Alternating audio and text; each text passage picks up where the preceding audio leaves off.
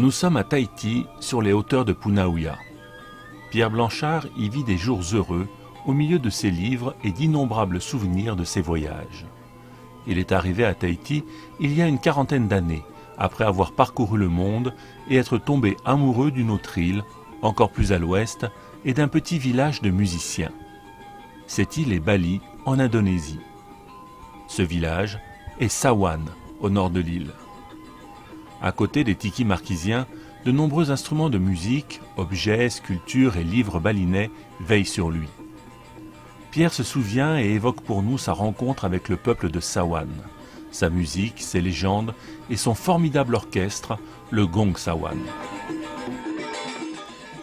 Dans les années 70, j'avais pris l'habitude, année après année, de faire des grands voyages pour découvrir le reste du monde. En 73, j'ai décidé d'aller parcourir l'Indonésie avec dans l'idée d'aller dans toutes les îles. Je suis arrivé à Java, puis ensuite à Bali, et là à Bali, je suis resté 5 semaines au lieu d'aller dans les autres îles à cause d'une rencontre fortuite et inattendue. Arrivé à Denpasar, qui est l'endroit où l'on arrive quand on vient à Bali, je suis allé loger à Kuta. Et à Kuta, à l'époque, qui était un tout petit village, contrairement à ce qu'il est devenu aujourd'hui, on louait des motos. J'ai loué une moto et j'ai décidé d'aller de l'autre côté de l'île de Bali, puisque l'île de Bali est une île très montagneuse, et donc de franchir le col qui permet d'aller à Singaraja, au nord de Bali. J'ai pris ma moto et arrivé dans le col, il y a eu des pluies diluviennes, j'ai été glacé et je suis redescendu très vite sur Singaraja en espérant ne pas avoir de bronchite, et j'ai parcouru la route le long de la côte de façon à me réchauffer. Sur cette route, il y avait une procession qui m'a bloqué un moment et ensuite je l'ai doublée. Je suis allé plus loin et j'ai refait demi-tour et je n'ai plus retrouvé la procession. La procession s'était engagée sur une route qui montait vers la montagne. J'ai donc emprunté cette route pour retrouver la procession, et là, sur cette route de montagne, je suis allé le plus loin possible avec la moto en arrivant dans des chemins assez chaotiques. En redescendant, il y a quelqu'un dans un village, j'apprendrai après qu'il s'appelait Sawan, qui m'a arrêté en me disant « Bonjour monsieur », il s'exprimait en anglais, ce qui était très rare dans les villages balinais du Nord, « Vous devriez venir chez moi pour les jours qui viennent, car il va y avoir un festival extraordinaire. » J'ai salué la personne, je l'ai remercié et je suis reparti en me demandant pourquoi un homme de 30 ans m'invitait à aller habiter chez lui. Quelques hectomètres plus loin, je me suis dit que peut-être ce qu'il m'avait dit était tout à fait exact et qu'il n'y avait pas d'arrière-pensée. J'ai fait demi-tour pour le retrouver, des enfants m'ont guidé vers sa maison, et c'est là où j'ai rencontré Gede Netche, qui m'a dit qu'effectivement il allait y avoir un festival extraordinaire. C'est comme ça que j'ai fait connaissance avec le village. Le soir, je suis rentré à Kuta et je suis reparti de Kuta avec une amie néo-zélandaise à qui j'ai proposé de venir voir un festival extraordinaire. Et ce festival a effectivement été extraordinaire car il y avait des offrandes gigantesques, une ambiance extraordinaire, et en plus, nous étions les seuls non-balinais, les seuls n'appartenant pas au village, au milieu d'une foule très gaie, très heureuse, et qui nous ont accueillis avec une gentillesse extraordinaire. Ça a été la prise de contact. C'est une fête religieuse parce que le village et les Balinais sont en religion en permanence. La vie quotidienne est une vie religieuse. Il y a toujours des cérémonies, il y a toujours des offrandes. Et là, c'était une fête qui a duré 3 jours, où les femmes portaient des offrandes qui faisaient 1,50 m ou 2 m de haut avec des fruits et des couleurs extraordinaires, qui partaient en procession, qui allaient d'un temple à l'autre. Et je ne connaissais pas encore le sens de ces processions, de ces cérémonies, mais c'était absolument fascinant. Et j'ai donc vécu pendant 3 jours dans le village à découvrir ce qu'étaient ces merveilles dont je n'avais jamais entendu parler et que je n'avais jamais vues. En réalité, Gede Netche, pourquoi parlait-il anglais? C'est parce qu'il avait été marin pendant les années précédentes, et donc il était rentré au village. Et il m'a invité dans sa maison, qui en réalité était la maison de ses parents. Et ses parents ont été des hôtes extraordinaires, et ça a été autour de leur famille que c'est organisé en permanence, mais ce séjour-là et puis les séjours successifs. J'ai eu très peu de contact avec la hiérarchie du village, peu de contact avec les prêtres du village, mais c'est ce noyau familial qui m'a accueilli et dans lequel je suis retourné plusieurs années de suite. j'avais le plaisir d'être au milieu de gens qui m'intéressaient beaucoup. Et mon souci n'était pas tellement une découverte culturelle, c'était d'être heureux au milieu de gens heureux. J'ai trouvé un monde qui, en apparence, était absolument parfait. Les premières semaines, je n'ai jamais découvert de problème, jamais de dispute. Quand quelqu'un élevait la voix, tout le monde riait parce que c'était ridicule de se mettre en colère. Et donc j'ai pensé au début que ces gens-là avaient une vie qui était sans problème.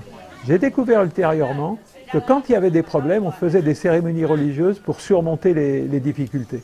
Mais disons que j'ai d'abord été séduit par le bonheur que je partageais avec ces gens-là et qui m'accueillaient comme un étranger qui était très bienvenu. Un exemple, quand j'allais aux cérémonies, je les accompagnais. Bon, d'abord, je faisais en général 15 cm de plus qu'eux, je portais le sarong, j'avais la coiffe et j'essayais d'imiter tous leurs gestes. Mais je me sentais un petit peu malhonnête en faisant des choses que je ne comprenais pas. Et donc je leur ai dit, est-ce que je peux faire les mêmes gestes que vous alors que je ne connais pas votre religion? Et leur réponse a été très simple. Si tu fais les mêmes gestes que nous, c'est uniquement par respect pour nous. Nous, on prie nos dieux. Toi, quand tu es avec nous, prie tes dieux, pense à tes parents. Mais on est très heureux que tu fasses la même chose que nous parce que ça montre que tu nous respectes. Quand on est dans une ambiance pareille, il y a un moment où on devient amoureux.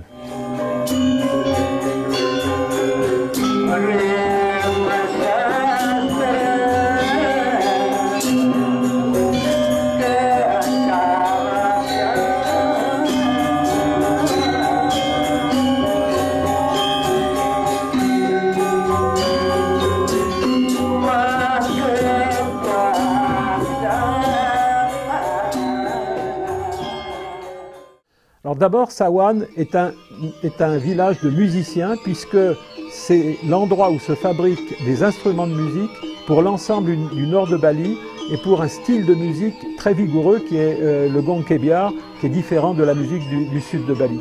Et donc, j'étais plongé au milieu de ces fabricants d'orchestres et en plus, l'orchestre répétait au moins 3 fois par semaine, sinon tous les jours, dans un lieu qui était près du temple, et systématiquement, je me rendais à ces répétitions. Et on est envoûté par l'ambiance qui y règne, et en plus, lors de ces jours suivants, lorsque l'orchestre, qui était très connu et très réputé dans les villages pour en particulier animer des fêtes religieuses, ils partaient avec leur camion et je montais dans le camion avec les instruments et je les ai suivis partout. Et donc, moi qui ne suis pas un musicien, j'ai été passionné personnellement, impliqué personnellement, non pas sur le plan musical, technique, artistique, mais sur le plan personnel avec ce groupe avec qui je me sentais si bien.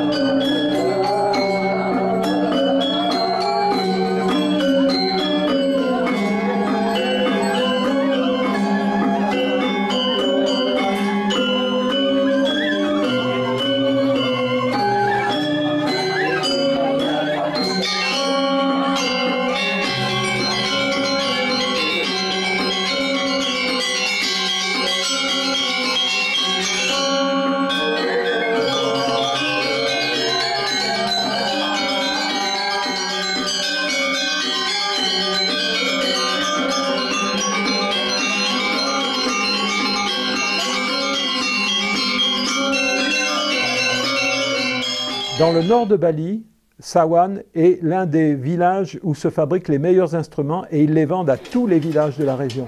Et ce qu'il y a d'intéressant, c'est que ce sont des oreilles extraordinaires parce qu'ils n'ont pas d'oscilloscope pour mesurer les fréquences et la sophistication des instruments balinais est très grande. Et c'est d'autant plus difficile de réaliser des instruments pour d'autres villages que le nord de Bali, et à Bali en général, les orchestres ont 5 notes dans l'octave. Mais la répartition de ces 5 notes dans l'octave n'est pas égale d'un village à l'autre.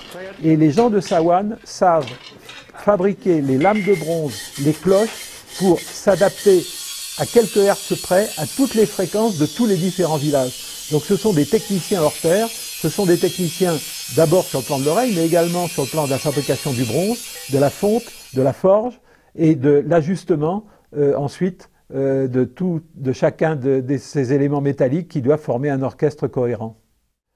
Alors, un orchestre balinais est une organisation extrêmement complexe et c'est plus une organisation biologique qu'une organisation mécanique. Par là, je veux dire que tous les gens sont ensemble et chacun a son rôle, mais il n'y a pas vraiment quelqu'un qui domine. En réalité, il y a un personnage très important, c'est celui qui a le tambour principal, qui est en même temps, parfois, le compositeur et le chef d'orchestre. C'est lui qui donne le rythme, mais il y a un deuxième tambour qui l'accompagne avec lequel il est en symbiose et en stéréo aussi. L'ensemble des autres instruments doivent s'intégrer complètement dans la musique. Et c'est la raison pour laquelle, en réalité, de temps en temps, on a l'impression que c'est le tambour qui donne le rythme. À d'autres moments, c'est celui qui tient le pétouk, c'est-à-dire la cloche unique qui donne un rythme et qui va varier au fil des morceaux. Dans d'autres cas, c'est celui qui a le gangse, c'est-à-dire le métallophone principal qui donne le rythme et qui donne les départs et les reprises. Et tout cet ensemble-là fonctionne de façon complètement intégrée et il n'y a pas vraiment un être unique. L'être, c'est l'ensemble de l'orchestre lui-même. Alors, les orchestres ont des compositions différentes selon les villages, selon les cérémonies. Il y a le gong kebiar qui est le grand orchestre du nord de Bali, mais qu'on retrouve maintenant dans certains cas dans le sud de Bali. Il y a le gong angklung qui a une composition un petit peu différente parce que dans le kebiar, il y a des très gros gongs, dans le gong angklung, les gongs sont plus petits, ou même parfois ce sont des lames qui donnent le son des gongs, mais qui n'ont pas la forme d'un gong. Donc il y a la partie, je dirais, métallophone. Cette partie métallophone, parfois au premier rang, il y a ce qu'on appelle le banc du trompong. C'est un banc à cloche et qui est joué soit par un musicien, soit par 4 musiciens. Derrière, tous les instruments à lame de bronze, avec au premier rang ceux qui ont les notes les plus aiguës, et puis plus on va en profondeur, les notes les plus graves.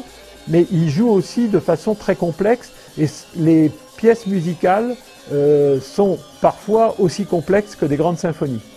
Derrière, il peut y avoir les flûtes qui sont aussi très particulières parce qu'elles ont d'abord une forme particulière du point de vue de l'embout et ensuite elles dialoguent avec à la fois la section rythmique, la section musicale et les gongs. Et donc dans les pièces musicales, on retrouve ce dialogue entre ces différents éléments avec des changements de rythme et des périodes douces et des périodes rapides qui en font de véritables pièces symphoniques. Ce que je veux ajouter aussi, c'est que en musique balinaise, je ne vais pas faire des catégories parce que c'est un ensemble très homogène, mais il y a des symphoniques où il n'y a pas de danse du tout, et en particulier l'orchestre de Sawan avec les compositions de Guédérissi, qui est mort maintenant, mais qui était un compositeur génial, a fait des pièces musicales qui sont extraordinaires du point de vue du changement de rythme, de la richesse musicale et de l'ampleur des sons qu'on peut y développer. Mais il y a des pièces musicales qui servent davantage au support de danse. Donc, en réalité, le chef d'orchestre, ça va être le danseur ou la danseuse. Et là, la musique peut être plus simple, plus répétitive, parce qu'elle est organisée en fonction du danseur, et c'est le danseur qui va apporter la variété qui fait le spectacle.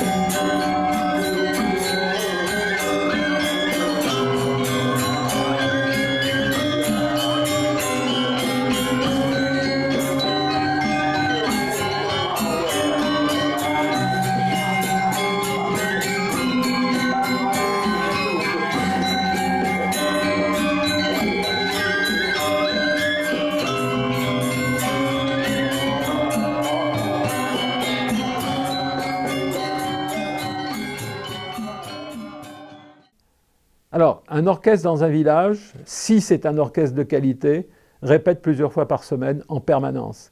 Et les jeunes viennent assister à la répétition en attendant qu'on leur offre de venir s'essayer sur l'un des instruments. En dehors des répétitions officielles, les jeunes vont venir pour voir si, et se mettre au défi les uns des autres pour voir s'ils commencent à bien prendre le rythme et à bien savoir arrêter les notes d'une main pendant que le maillet frappe l'autre. Et cet apprentissage est permanent et il commence très tôt parce que dans les répétitions, maintenant il y a l'électricité, mais à l'époque c'était des lampes à pétrole, on voyait assez souvent des enfants qui avaient 10 mois, 12 mois, 15 mois, être assis ou couchés sur les genoux, puisque les hommes sont accroupis, de leur père, puisque à l'époque c'était surtout des orchestres masculins. Maintenant à Sawan il y a de bons orchestres féminins. Mais donc dès le début, ils ont ça en tête, ils ont ces rythmes en tête, et même chose pour les petites filles de 4 ou 5 ans, qui, dans leur cours de récréation, en dehors de ce qu'ils leur aient enseigné à l'école, miment les danses de leurs aînés. Donc il y a une continuité dans l'apprentissage qui démarre très très tôt et un remplacement automatique et permanent. Il n'y a pas de rupture dans la vie de l'orchestre. C'est un ensemble qui est biologiquement intégré à la vie du village. Alors, toutes les pièces musicales ont un nom et ce nom reflète ce que le compositeur a voulu y mettre. Ça peut être une histoire, ça peut être une légende, ça peut être un désespoir, ça peut être des couleurs qui l'ont impressionné. Alice Joe, c'est les sourcils verts parce qu'il avait rêvé de quelqu'un et là-dessus il est parti sur des thèmes et sur des ruptures de rythme. Tous les morceaux se réfèrent à quelque chose, à des légendes et aussi sont joués parfois pour accompagner des danses qui correspondent à des personnages mythologiques du Mahabharata ou du Ramayana, parfois à des histoires drôles, et les orchestres balinais ont une étendue de répertoire absolument considérable. Il y a également les danses de trance. Par exemple, j'ai accompagné l'orchestre dans des villages où il y avait eu des morts et une tragédie. C'était à la suite d'un tremblement de terre, il y avait eu 2 morts. Eh bien, l'orchestre a été invité à venir participer à une cérémonie de danse de trance. Il y a de la musique spécifique de danse de trance. Et là, les gens du village viennent danser sur le rythme que l'orchestre leur propose. Il y a donc une variété musicale extrême. Et cette variété musicale, elle est dans la mémoire de chacun des musiciens. En réalité, il y a une notation musicale qui existe. Chaque note a un nom et on peut répertorier, transcrire la partition de chacun des instruments. Mais ils ne le font pas parce que comme ils sont en train de jouer en permanence tout le long de l'année et qu'ils répètent, et le compositeur à tout moment peut modifier quelque chose de sa pièce. Donc cette transcription est très rare. Il y a eu des musicologues occidentaux qui ont fait des transcriptions pour essayer de voir comment ça s'organisait. La musique balinaise a séduit des compositeurs comme Poulenc, comme Debussy, mais dans le village, dans la vie réelle, ils n'ont pas besoin de cette transcription parce que la mémoire collective est là. Et ce n'est pas la mémoire de 2 ou 3 personnes, ce n'est pas le compositeur qui connaît le morceau, c'est l'ensemble de l'orchestre. Et quand le compositeur est absent, par exemple parce qu'il va aller donner des cours ailleurs, l'ensemble de l'orchestre peut répéter parce qu'ils ont tous cette mémoire commune.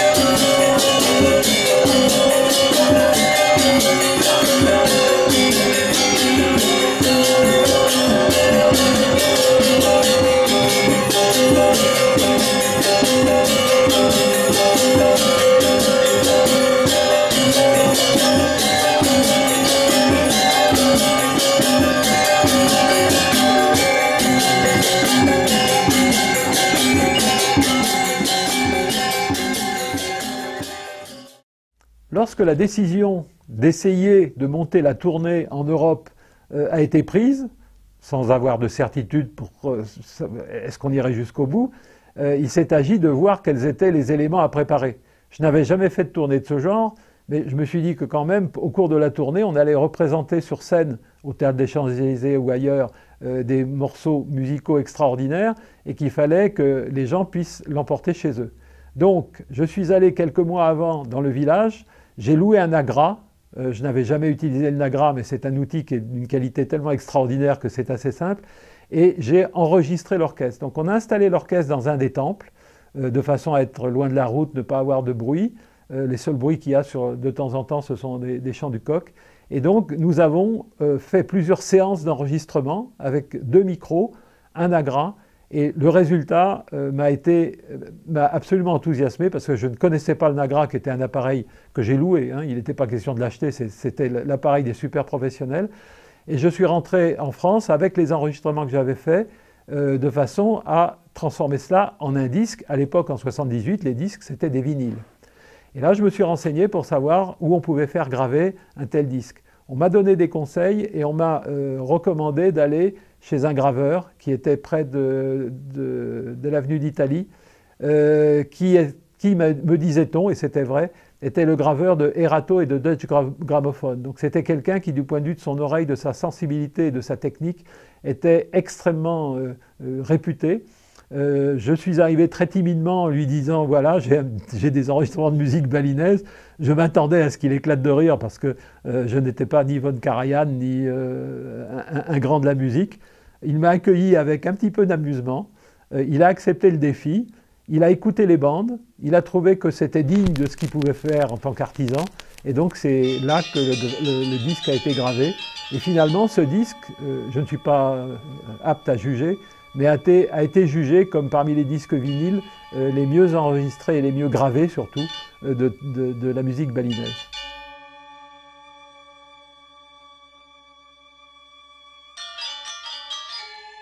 Chaque village a un orchestre et de temps en temps il faut le remplacer. Donc il passe commande à un ensemble d'artisans qui vont fabriquer l'orchestre. La fabrication de l'orchestre, ça va consister à fabriquer les pièces métalliques, c'est-à-dire les lames, les cloches, etc., mais également les cadres, également les bambous qui sont sous chacune des lames, puisque sous chacune des lames des gangse, il y a un bambou dont la hauteur du nœud correspond à la fréquence de la lame. Ce sont des résonateurs. Donc l'orchestre, c'est des éléments métalliques, des éléments musicaux de résonateurs, un cadre qui soutient le tout, et ce cadre, il peut être très rustique ou il peut être très décoré. Et ça dépend de ce que le village désire et l'investissement qu'il souhaite faire. Donc dans certains villages, les instruments sont d'excellente qualité sur le plan musical, mais très simples du point de vue de la décoration. Dans d'autres, et ça peut être aussi des orchestres de gens très riches qui achètent un orchestre, il y a des décorations absolument somptueuses. Mais ces décorations somptueuses, elles peuvent être très dorées et très matu vues, ou elles peuvent être au contraire très spirituelles et représenter des choses plus ou moins mythiques, correspondant à ce qu'on sert dans les cérémonies.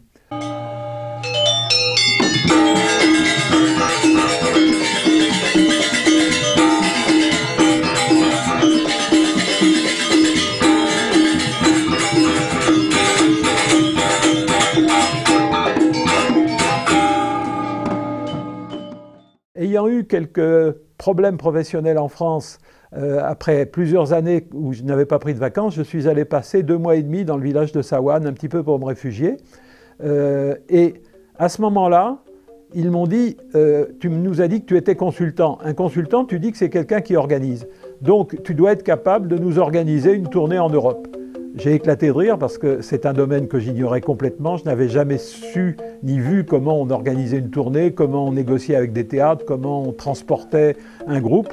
Et donc, je me suis beaucoup amusé, mais il m'avait mis dans la tête une idée dont je n'ai jamais pu me débarrasser tant que je ne l'ai pas réalisée.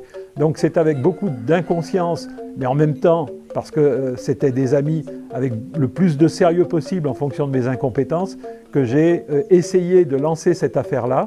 Sur le plan professionnel, j'ai demandé à mon employeur, une grande entreprise de conseil qui s'appelle McKinsey, de m'accorder une année sabbatique.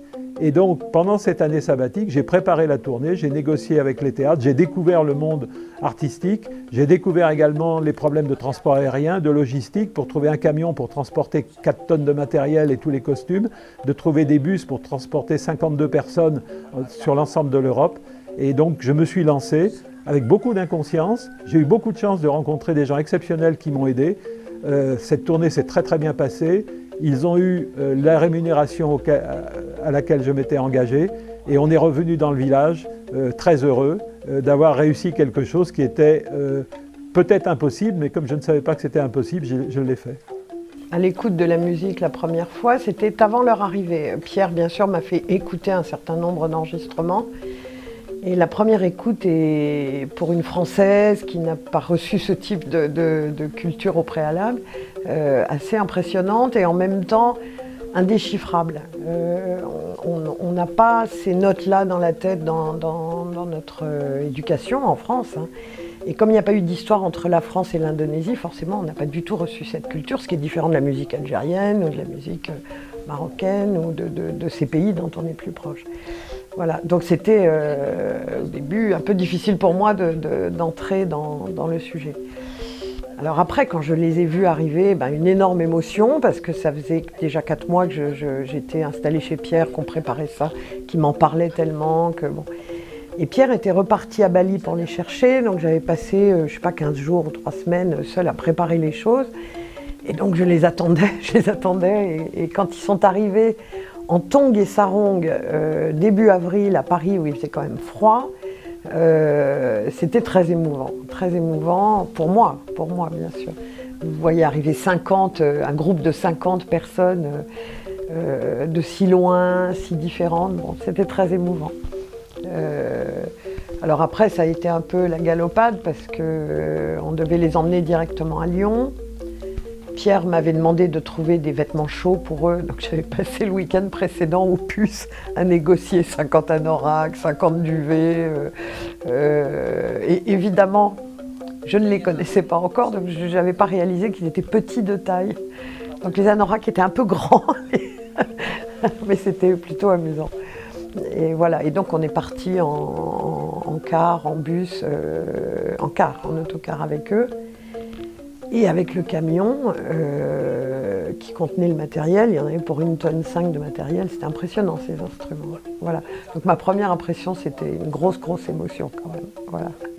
Alors d'abord, celui qui a été le plus souvent avec nous et qui surtout parlait anglais, donc qui a été notre interprète, et qui s'appelle Guédé Netché, et qui était un grand ami qui nous a hébergés quand on est allé dans le village.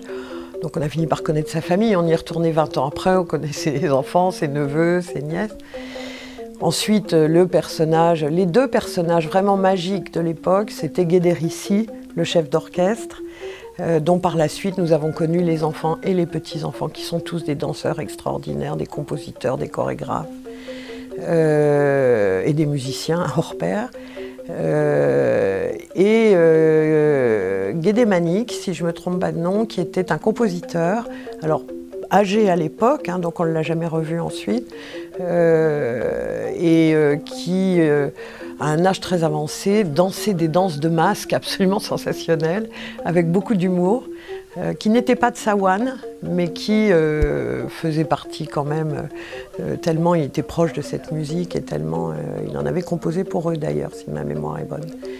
Voilà. Et puis les filles, parce qu'à Paris on avait hébergé les filles pendant tout le séjour, les 10 danseuses merveilleuses, et en particulier celle qui à l'époque était la meilleure d'entre elles, qui s'appelle Komang Angreni, et que nous avons revu l'année suivante évidemment, et que nous avons revu 20 ans après avec sa fille, et sa fille et notre fille qui ont dansé ensemble. Notre fille faisait de la danse classique et elles ont fait un échange merveilleux. Voilà. Donc ça, c'est les personnages qui m'ont le plus marqué, dont je me souviens même de leur nom aujourd'hui encore. Avant d'envisager d'organiser la tournée, j'avais pris les contacts qui étaient nécessaires, et il y a un entrepreneur qui était né à Sawan et qui était à Denpasar qui nous a énormément aidés, M. Madeswite, pour organiser les contacts, vérifier le sérieux de ma personne, vérifier que l'orchestre était de qualité, et ensuite, pendant la période de préparation, l'orchestre a répété pendant des mois. Il y a eu des membres de l'Académie de musique et des académies artistiques de Denpasar, donc de la capitale, qui sont venus vérifier s'ils étaient dignes de quitter Bali et de les représenter à l'étranger. Ils ont été soumis à une pression considérable pour la qualité. Et ensuite, le village s'est organisé pour sélectionner les meilleurs musiciens, parce qu'en réalité, il y avait un grand orchestre de Sawan, mais il y avait plusieurs autres orchestres dans certains des bourgs du village. Ils ont sélectionné tous ceux qui devaient venir, sélectionné les musiciens, mais aussi les danseuses, puisque nous avions les musiciens, des danseurs, mais également les danseuses. Et le problème des danseuses était tout à fait particulier parce que automatiquement, celles qui dansent, ce sont des jeunes filles qui ne sont pas encore mariées. Et donc, il fallait aussi organiser la tournée pour que la sécurité de ces jeunes filles soit assurée. Et les Balinais et les autorités balinaises étaient très soucieuses de veiller à ce que toute cette organisation soit sérieuse et qu'il n'y ait aucun danger, qu'il n'y ait pas de problème de maladie. Ils m'ont d'ailleurs imposé un professeur d'origine balinaise qui était à l'université de Bandung, qui a accompagné le groupe pour superviser tout cela. Il n'était pas du groupe, ça s'est beaucoup senti, il était très souvent un petit peu perdu. C'est le seul qui s'est perdu dans le métro à Paris, alors que tous les Balinais en quelques jours ont appris à utiliser le métro. Mais ça a été une organisation qui, du côté balinais, du côté de Sawan et du côté de la capitale de Bali, a été extrêmement contrôlée, extrêmement sérieux. Donc après cette tournée, il m'est arrivé plusieurs fois de retourner dans le village et d'être accueilli de façon extraordinaire. Mais les années passant et l'âge venant, on s'est dit avec Nicole, qui est ma compagne, qu'il fallait qu'on retourne pour y vivre un petit peu de façon ordinaire. Et à ce moment-là, j'ai repris contact avec Gede Netche, qui m'a annoncé qu'il y allait y avoir un festival très intéressant à certaines dates. Nous avons donc programmé notre voyage en 2012 pour arriver dans le village quelques jours avant ce festival et s'installer de nouveau dans la famille de Gede Netche. Son père et sa mère étaient décédés, mais c'est son frère qui nous a accueillis. Et cet accueil a été extraordinaire, extrêmement émouvant. Et c'était d'autant plus émouvant que l'épopée de la tournée du Gong Sawan en Europe a laissé des traces dans les mémoires de tous les gens de Sawan. Un certain nombre des membres d'orchestre étaient morts, mais leurs enfants en avaient entendu parler. Dans les maisons, on voyait encore les tours Eiffel dorées qu'ils avaient achetées en 1978. Et les petits-enfants commençaient à être des musiciens qui jouaient dans l'orchestre. En ce qui concerne l'orchestre lui-même, l'orchestre de Sawan est resté un bon orchestre, mais en réalité, maintenant, il y a plusieurs orchestres, dont un orchestre de femmes de grande qualité. Et sur le plan artistique, ils ne sont plus en haut de l'affiche en ce qui concerne le nord de Bali. Par contre, du point de vue de la fabrication des instruments, ils restent parmi les meilleurs fabricants de tout Bali et ils continuent à approvisionner les orchestres des villages du nord de Bali. Dans mes premiers contacts avec la vie balinaise, ce qui m'avait beaucoup frappé, c'était la force de la culture et le fait que c'était des gens qui étaient profondément inscrits dans leur culture, dans leur pays. Et c'est l'une des raisons aussi pour lesquelles j'ai envisagé de les faire venir en Europe, parce que je savais qu'aucun ne serait séduit par la vie européenne. Ils ont été ravis d'assister à un concert à Notre-Dame ou de voir des choses merveilleuses, mais ce ne sont pas des gens dans le nord de Bali, à Sawan, qui pouvaient être tentés de quitter leur pays pour aller trouver du travail ailleurs. Ils ont une culture qui est tellement forte, une unité sociale qui est tellement forte, que ce risque n'existe pas. C'était donc le pari que j'avais fait, et après la tournée, j'ai pu vérifier cette hypothèse. Et lorsque nous y sommes retournés en 2012, ce qu'il faut savoir, c'est qu'il y a toute une partie de Bali qui est maintenant extrêmement développée sur le plan touristique. La région de Sawan, de Singaraja, l'est beaucoup moins, et à Sawan, le tourisme n'y arrive jamais. Et donc la vie dans le village a changé dans un certain nombre d'aspects. Par exemple, à la suite de la tournée, et une partie des recettes ou des salaires que j'ai distribués a été utilisée, c'était convenu d'avance, pour installer l'eau courante. Il y a maintenant l'électricité, il y a la télévision. Donc sur le plan culturel, il y a beaucoup de choses qui sont différentes, et dans la vie quotidienne aussi. Aujourd'hui, il y a beaucoup moins de femmes et d'hommes qui sont avec des sarongs, et il y en a beaucoup plus qui sont avec des shorts ou des pantalons. Mais du point de vue de la vie religieuse et de l'importance et de la fréquence des cérémonies, rien n'a changé. c'est exactement le même rythme quotidien des offrandes dans les maisons, à la sortie des maisons. Et de ce point de vue, je n'ai vu aucun changement. Par contre, dans les rues de Sawan, j'ai vu d'énormes changements du point de vue de l'habillement et également du point de vue de la circulation. Parce qu'à l'époque, personne ou presque n'avait un scooter en 1978. Aujourd'hui, ils ont tous des scooters. Et donc, par exemple, les petits bimos qui sont des petits minibus scooters qui transportent les gens sont beaucoup moins fréquents parce que énormément de gens se transportent en scooter. Donc il y a beaucoup de changements dans la vie quotidienne, il y a une modernisation, mais du point de vue spirituel et du point de vue religieux, du point de vue de la cohérence du village, je n'ai pas senti d'évolution inquiétante.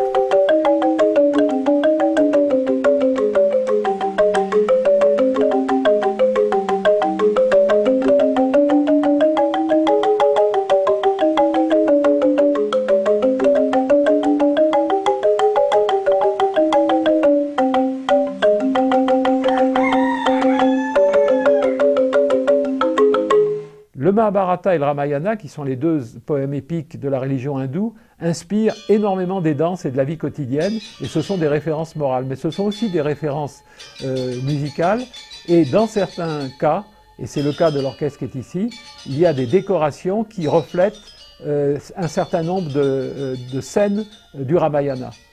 C'est très rare d'avoir des compositions de cette qualité du point de vue de la sculpture, même si les Balinais sont des sculpteurs extraordinaires, et en plus, la commande qui a été passée par Nietzsche quand il a fait fabriquer cet orchestre, c'était que ce soit le plus traditionnel possible.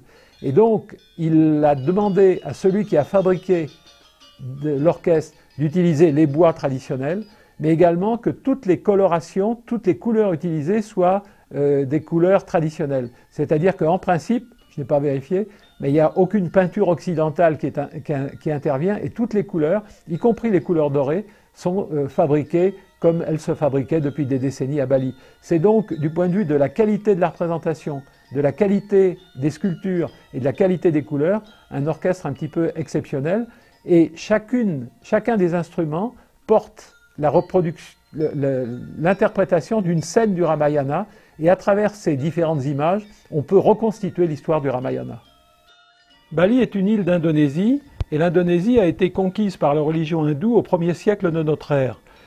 Vers le 14e siècle, alors que la religion musulmane est descendue par l'Inde jusqu'à Java, l'ensemble des princes javanais se sont réfugiés à Bali, qui est devenu le sanctuaire de la religion hindoue. Cette religion hindoue a deux grands poèmes épiques qui sont la base de toute sa morale, de tout son folklore et d'une grande partie de ses arts. Ce sont le Mahabharata et le Ramayana.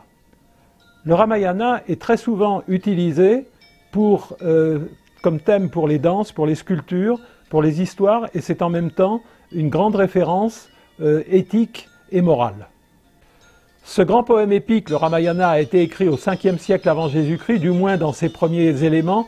Il semble avoir été inspiré par les dieux. On retrouve là les grands mythes de toutes les religions où les dieux inspirent un écrivain ou un scribe. C'est également une inspiration pour un grand nombre de spectacles de danse qui reprennent certains des épisodes du Ramayana, et on retrouve ça dans l'ensemble des danses balinaises avec des variations de tous ordres et des personnages de tous ordres. En particulier le singe Hanuman, le singe blanc, donne aux danseurs la possibilité de faire des acrobaties et des danses extrêmement spectaculaires, alors que les femmes telles que Sita sont limitées aux danses très harmonieuses de la danseuse balinaise traditionnelle. Le Ramayana est un grand poème épique, donc, qui raconte l'histoire de Rama et Sita. Mais ces deux personnages sont des personnages tout à fait particuliers, puisque Rama est le fils d'un roi, mais en même temps la réincarnation de Vishnu. Sita est née dans un sillon, et d'ailleurs le nom de Sita veut dire sillon. Rama devait être l'héritier du roi, mais il n'était pas l'aîné. Donc il a laissé sa place d'héritier à son frère. Son frère ne souhaitait pas prendre sa place, mais Rama, par souci de justice, et on retrouve là tous les thèmes éthiques du Ramayana, est parti et s'est exilé avec un autre de ses frères, et avec Sita, fait face à tout un ensemble d'aventures. La première aventure, c'est lorsqu'il rencontre une déesse monstrueuse qui veut le séduire. Il y a un combat et cette déesse monstrueuse qui coupe l'oreille au frère de Rama, finalement, est très déçue d'avoir été rejetée. Elle fait appel à son frère, qui est aussi un monstre, qui s'appelle Rawana, et Rawana va venger sa sœur en tentant d'enlever Sita, la femme de Rama. Pour cela, il envoie une très belle biche dorée qui va gambader devant Sita et Rama, et Sita demande à Rama de chasser cette biche dorée. À ce moment-là, Rama part et court derrière la biche dorée, et Rawana se précipite sur Sita et l'enlève. Il l'enlève pour l'emmener très loin sur une île qui s'appelle Lanka. En réalité, c'est Sri Lanka, c'est-à-dire c'est Ceylan. Donc l'enlèvement a eu lieu et Rama et son frère sont désespérés et ils vont tout faire maintenant pour essayer de récupérer Sita. Mais Rama ne sait pas où a été emmenée sa belle Sita. Donc il part un petit peu dans tous les sens, mais un grand oiseau qui s'appelle Jatayu va survoler l'ensemble des terres d'Inde pour retrouver Sita. Jatayu va finir par découvrir où Rawana a caché Sita, mais il va être blessé et Jatayu, gravement blessé, va venir mourir aux pieds de Rama, mais il aura le temps de lui dire où Rawana détient Sita. À ce moment-là, Rama rencontre des singes avec lesquels il va tenter de s'entendre.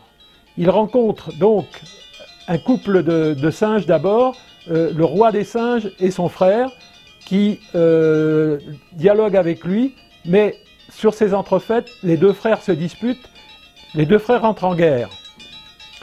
Rama prend parti pour l'un d'eux, qui va à ce moment-là venir lui apporter son soutien pour rechercher Sita, pendant que Rama va le soutenir dans la guerre avec son autre frère.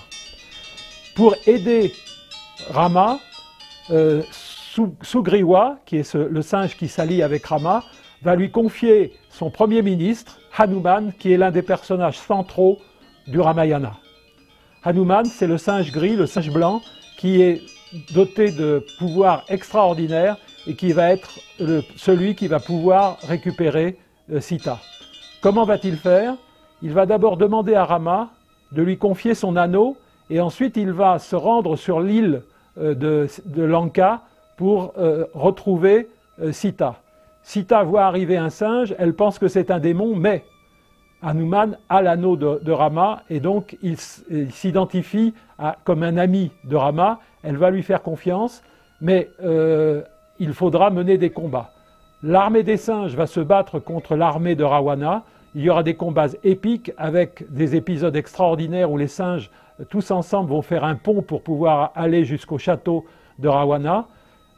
Finalement, Rama va pouvoir aller sur l'île, tuer Rawana et récupérer Sita.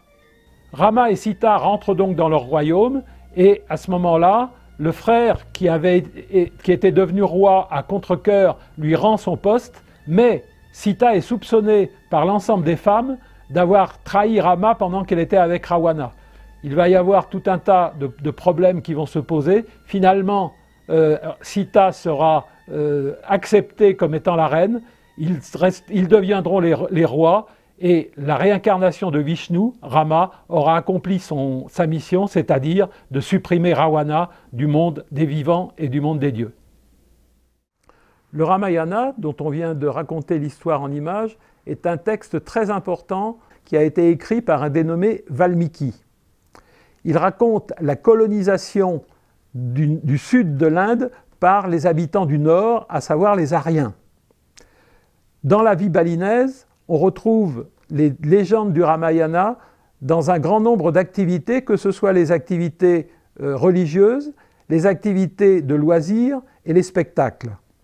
Je revis tous ces moments, je réécoute très souvent la musique, je remercie profondément Gedenetche, sa famille, les gens de l'orchestre, les gens du village pour m'avoir offert une expérience extraordinaire. Tout ce qu'ils m'ont offert contribue aujourd'hui énormément à mon bonheur de vivre.